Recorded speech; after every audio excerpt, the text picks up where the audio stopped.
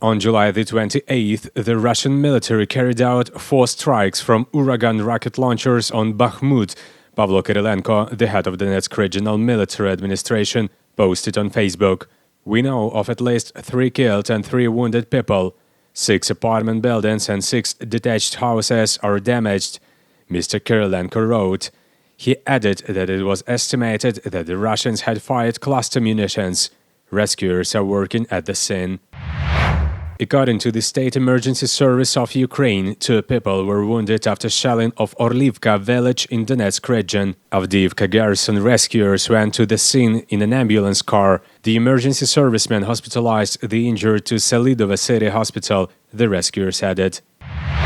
On July the 28th, the Russian army shelled Donetsk. Bodies of 2 perished people, a man and a woman, were found in the destroyed part of a 5-story apartment building. The rescue works are completed, the State Emergency Service informs on Facebook. In total, 2 people were killed as a result of the shelling, and 3 people were rescued, the rescuers wrote. According to them, 18 servicemen and 4 machines were involved in search and rescue. According to Vadim Lyakh, the head of Sloviansk city military administration, the Russian military carried out another shelling of Sloviansk on July the 29th. He added that this time the downtown was ruined. Many high-rise buildings are damaged in the central part. It must have been a missile strike. 1 person was injured. Let's take care, hold on, and stick together. Mr. Lyakh pointed out that some detached houses were also damaged in Kropyvnytskyi district. On July the 28th, missile strikes killed 5 people in Kropyvnytskyi and left 26 injured, said Andriy Yurakovich, the head of Kировograd Regional Military Administration, in a briefing.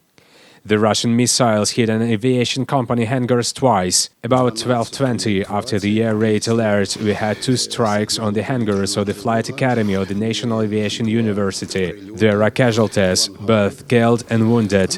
Material losses include 2 Cessna civil airplanes and 1 An-26 aircraft. The rest is being checked out. The Russians hit the city with cruise missiles, Mr. Raikovich noted. Natalia Tkachenko lives in the vicinity of the shelled facility.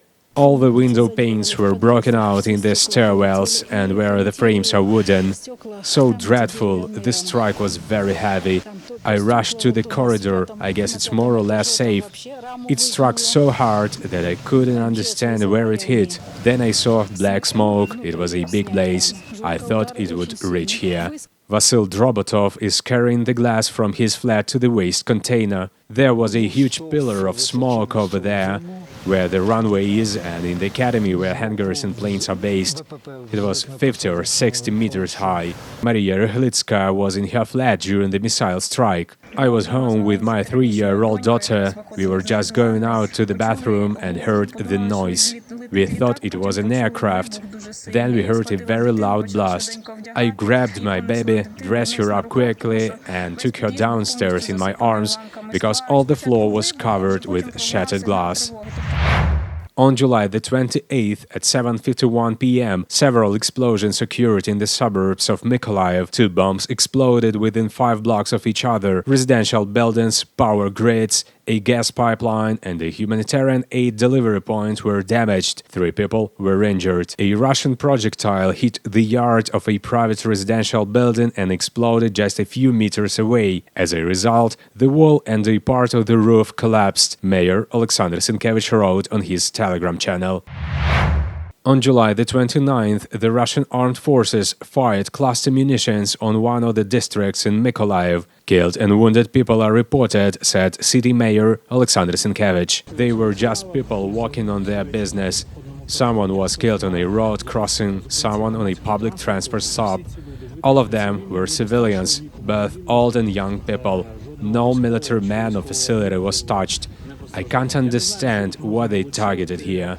As of 11:50, the number of wounded reached 13, 5 people perished, said Hanna Zamazeyeva, the head of Mykolaiv Regional Council. Yesterday, they hit an ordinary bedroom community. I couldn't even find any trace of military targets. They broke down a pile of buildings. Today, they shelled the other neighborhood and next to a public transport stop.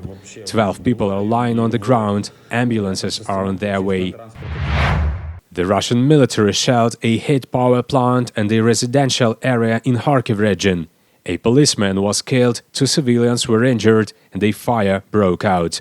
The shelling took place on July the 28th, Serhiy Bolvinov, the head of the Kharkiv Regional Police Investigation Department, said. According to his data, the Russian Federation fired cluster shells from artillery. The Russian army shelled the central part of Kharkiv in the morning of July the 29th. The Russians hit a 2-story building. Rescuers are working at the site. They are looking for people under the rubble.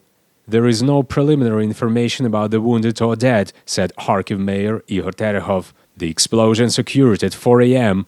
In addition to the house, the Russians targeted the building of one of the city's higher education institutions. So far, there is no information about the injured or the dead. I hope there won't be any, the mayor writes. Valentin Reznichenko, the head of the Dnipropetrovsk Regional Military Administration, announced that on the night of July the 29th, the troops of the Russian Federation shelled Nikopolsky and Kryvyi district from BM-21 Grad and barrel artillery. In particular, more than 40 missiles were fired at Nikopol. 6 private houses and commercial buildings were damaged. According to previous information, there are no wounded. The power line was affected. Several thousand Nikopol citizens of the private sector were left without electricity. Emergency teams of electricians are working on the site, Valentin Reznichenko wrote. In Kryvyi district, the enemy shelled Zelenodolsk community from barrel artillery. There are no victims and destruction.